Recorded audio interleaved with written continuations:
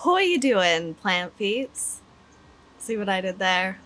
Hoya doing. Today we're talking Hoyas in Leca, which is my preferred way of growing all of my Hoyas. To make things a little bit easier to follow, I'm going to be breaking this video down into 5 different sections. First, cleaning our plants and prepping them for the Leca life. Number 2, potting our Hoyas and what type of pot you should use. Number 3 is lighting. Number 4 is going to be watering, and number 5 is going to be fertilizing. Timestamps will be in the description down below, as well as links to my favorite Leca products and other videos that I'll mention. Let's get into it. Today I have 2 Hoyas that I'm going to be converting to Leca. I have here Hoya macrophylla variegata, so it's a variegated variety. And then here I have a Hoya obovata, and I'm going to be converting these to buttes. There are 2 different ways that you can convert your plants.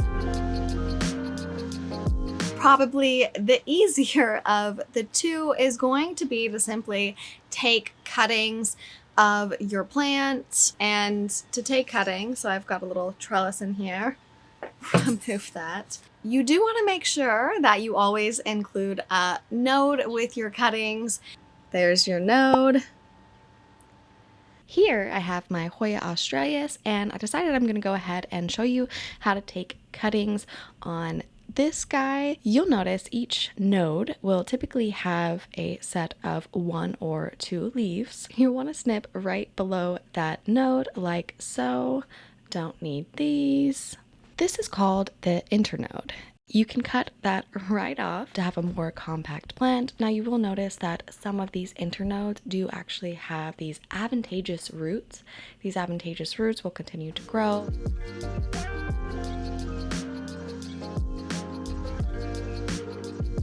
Next, I like taking some damp sphagnum moss and these little cups. See-through ones are definitely better, but you know, whatever works. Now you can also prep your cuttings in water as well, but personally I do prefer this method. Then placing the cut side of the plant down into your sphagnum or your water and letting it take root.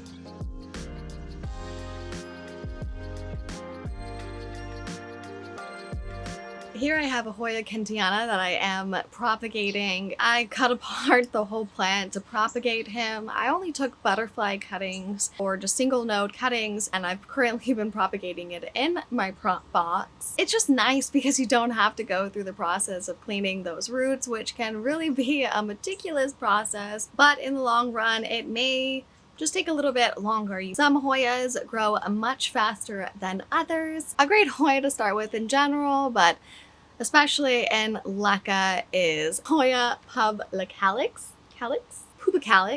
Hoya pubicalis. Anywho, it's this bad boy right here. He loves the Leca life and he will grow very quickly for you. But if you wanted to do him or the Crimson Queen, propagate them that way through cuttings versus cleaning the roots, like, you wouldn't lose that much time because I feel like he grows pretty quickly, but you have to be giving him that bright and direct light, otherwise he's not going to grow as quick. Just, you know, that's how it works. All right.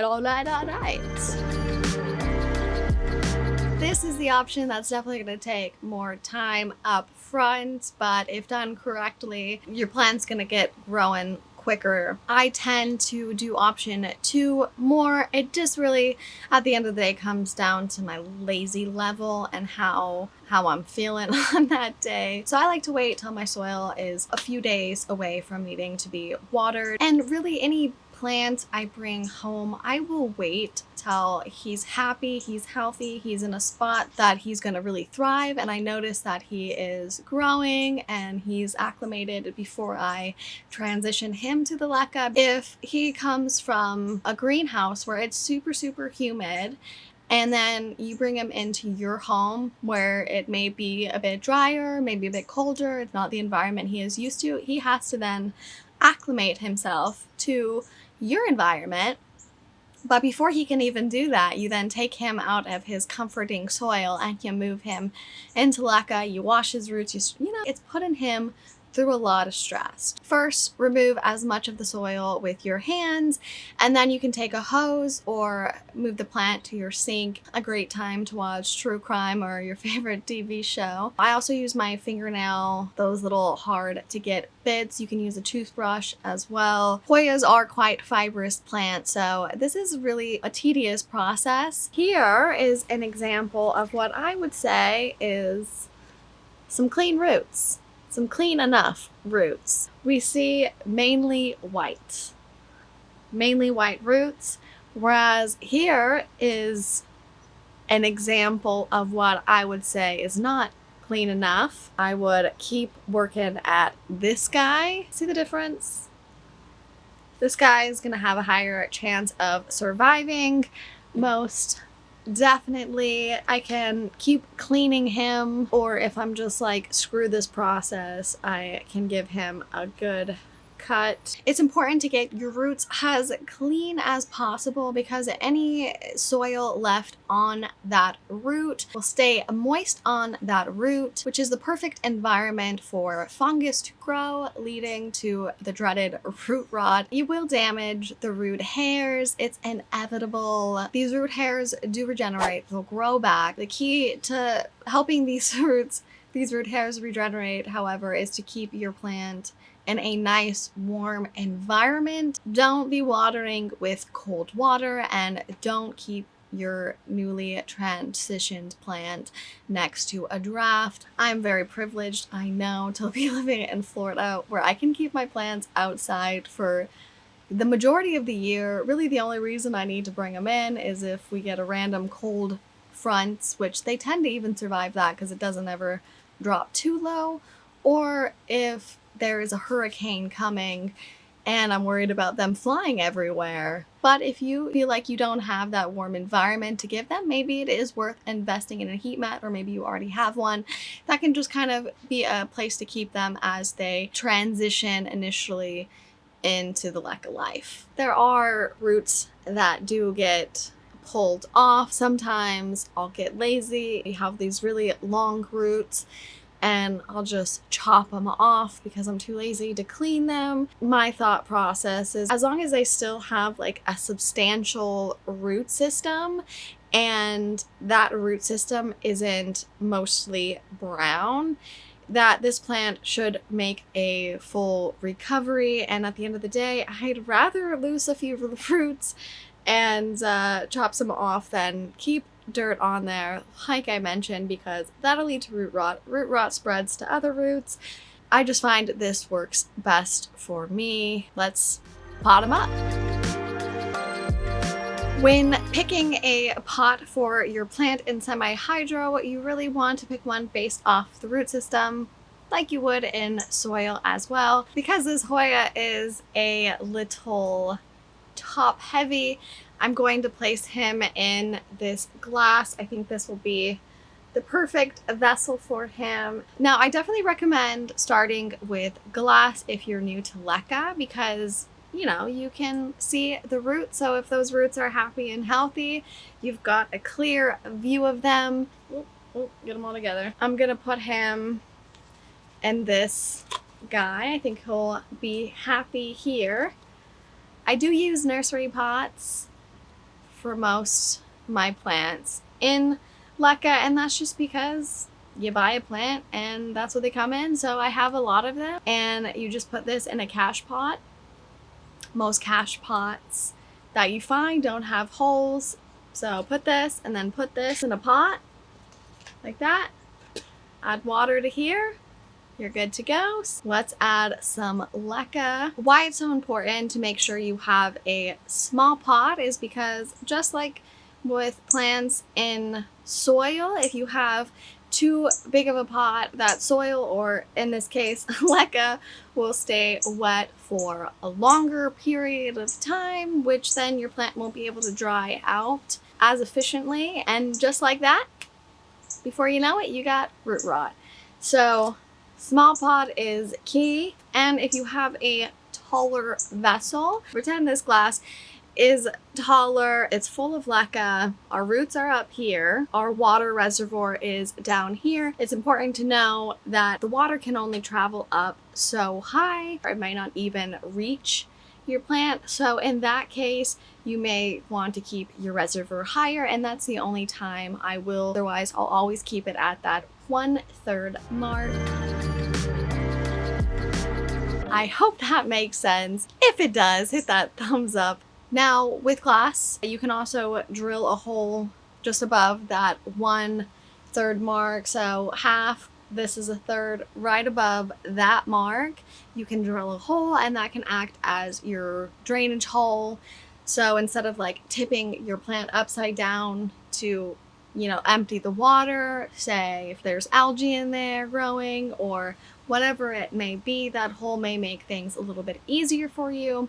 And I have a video on how to do exactly that in the description below, so go check that out if you want to learn how to do that. Now this leca is pre-rinsed, however I did previously use this leca with other plants, so ideally I should have boiled it. Boiling the leca will unclog the pores, which will allow for better wicking of the water to your plant. If you use this leca with previous plants, say they've had any issues with pest problems or root rot, boiling it will make sure that you don't transfer those problems to your next plant.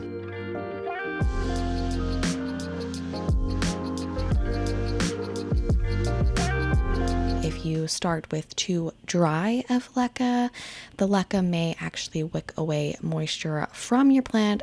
First, you want to fill your container to 1/3 of a way full with the leca. Place in your plants, hold it to keep it stable.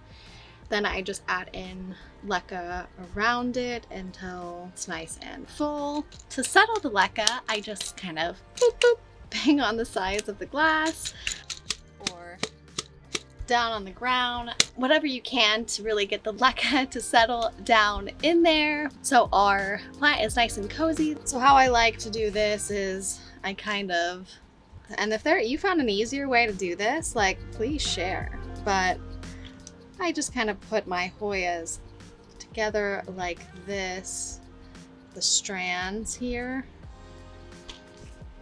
and then I try to hold it around the top. Put it in. You can kind of shake it like that to go to the other side.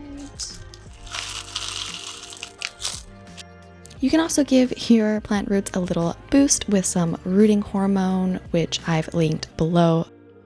Now, if you're really struggling getting your plant to balance in leca, say it's a top-heavy plant like this Hoya compacta, where it's very succulent leaves and it's very fibrous, thin root system. If you didn't propagate it in the leca, it may just have a hard time grabbing on to the leca because that takes time. Lechuzapon is another option, which I have this Hoya compacta in, and you can make your own as well. I'll get into that in another video. So what kind of lighting should you be giving your Hoyas? Bright indirect light. Now, what does that mean? Well, I like to think of bright indirect light as giving my plants no more than like 2 hours of direct sun a day. The afternoon sun can be a little bit more harsh than, say, the morning sun. So if you have the morning sun, maybe your plant will be able to withstand a little bit more than it would of that afternoon sun. But I don't mean to overcomplicate things. Point is that if you got a west-facing window and that plant gets about 2 hours of direct sun, probably safe to say that's bright indirect light. Now, anywhere further than 5 feet back from your window is probably getting into the medium light range. Now, because of their succulent foliage, some of your Hoyas may be able to withstand a little bit more light than others. For example, Hoya curtsii can take a little bit more sun. In fact, they prefer a little bit of direct sun. You'll notice that variegation, as the light intensity increases, that variegation will increase. So if you notice that your Hoya curtsii just isn't quite as variegated as it once was, or it just looks quite dull, you're probably not giving it enough light. I like to start off with a lot of light, like, hey guy, I want you to grow fast. Put it too close to the window, you'll notice that it'll start burning the leaf, so just pull it back. The more sunlight, the more photosynthesis, the more your plant's gonna grow, so give it to them. And then if they say, hey, I don't like this, pull them back. But a lot of plants tend to, you know, adapt to their environment, but keep your Hoya too far away from a light source, it's not going to grow very fast. Now, my Hoya retusa has very thin grass-like foliage. It's darker, so it most likely, just by looking at its foliage, I can tell it's not going to want quite as much sun as your variegated varieties or the lighter green colored Hoya. Maybe a little bit more humid conditions. It's not going to want to dry out quite as much as, say, my Hoya compacta. I personally use rainwater that I collect from this trash can over here, which I'm lucky enough to do. I know not everybody has that option. Filtered water seems to be the next best thing, and occasionally I'll fill up like this little Brita filter with water and use that. But people also use their tap water. Maybe do research on the tap water you have at home. Otherwise, there are ways to improve your water, which I will link below in the description if you're interested in looking into that, which again, I've never had to do, but it's really important when you first convert a plant to keep an eye on those water levels, because they tell you a lot about how your plant is adjusting to Leca. With Hoyas, it's pretty easy by just looking at the leaves alone to see how thirsty or not thirsty your plant is. So if you notice that your Hoya isn't drinking up the water in the reservoir, it's just staying there at that 1/3 level, and you go to touch your leaves and they're quite soft, that's a good sign. The first beginning signs that your plant is likely suffering from the beginning stages of root rot, just dump your water reservoir out so that it gets that drying period that it needs. It is important to note that when you first transition a plant, this may also happen, so no need to panic. Again, it's all about watching those water levels. Some signs of distress are to be expected. Let the reservoirs of your Hoyas dry out completely between waterings. Fertilizing all my plants in Leca begins when I see some new growth. They have one that's specifically for when your plant is starting to show signs of it going into bloom, which in the case of a Hoya, it's that peduncle with that spur. So once you start seeing those, that's your sign to increase that blooming part of your trio. But depending on what kind of fertilizer you use, the instructions will be a little bit different, but make sure you are using hydroponic fertilizer. Now, don't be bummed if you don't see any of these peduncles for a while, because unless your Hoya is at maturity, it likely won't bloom for you, so you may have to wait a couple years.